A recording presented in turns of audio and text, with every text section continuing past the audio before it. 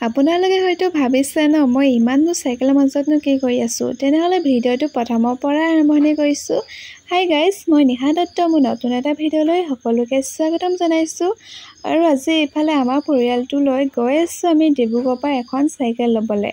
আৰু ক'ৰ পৰা লওঁ বাৰু দেখাম। আৰু এইফালে চাওকচোন, বকুল পালোহি। যিহেতু দুৰ্গা পূজাও আহি আছে আৰু বকুলত কোন কোন আহে জনাবচোন দেই পূজা চাবলৈ। আৰু আমিও এইফালে পাই গ'লোহি আমাৰ নিজৰ লোকেশ্যন। আৰু এইফালে চাওকচোন, মা আৰু মই বহি আছোঁ আৰু ভাইটি আৰু পাপাই ওপৰত চাইকেল চাই আছে। যিহেতু চাইকেল দোকানখন বহুত বেছিয়ে ডাঙৰ। আৰু এইফালে চাইকেল দোকানখনৰ নাম হৈছে আপাৰ আছাম চাইকেল। আৰু যদি আপোনালোকে ল'ব বিচাৰে তেনেহ'লে ইয়াতে আহিব পাৰে। আৰু ডিব্ৰুগড়ত বহুত বেছি ডাঙৰ চাইকেল দোকান এইখন। আৰু ইয়াত যেনেকুৱা চাইকেল লাগে, যি লাগে চব বস্তু এভেইলেবল পাই যাব।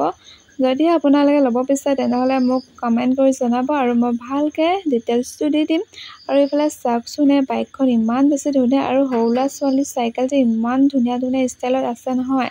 আৰু ইয়াত আহিলে চাইকেল পচন্দ নোহোৱাকৈ আপোনালোকে কোনো পধ্যে নাযাবই। আৰু ইয়াত বহুত ভাল বহুত ধুনীয়া ধুনীয়া চাইকেল দেখি পাব। আৰু যেনেকুৱাই বিচাৰে, যি বিচাৰে চব এভেইলেবল পাই যাব। আৰু তেনেহ'লে দেৰি নকৰি আমিও এখন চাইকেল লৈ ল'লোঁ বাৰু। চাইকেলখন দেখাম কোনখন ল'লোঁ। আৰু যদি আপোনালোকে অহা দিনত সোনকালে আহিব, এইফালে এইখন আছে ডিব্ৰুগড়তে। আৰু এইখন চাওকচোন, আমি চাইকেলখন লৈ ল'লোঁ ভাইটিৰ বাবে।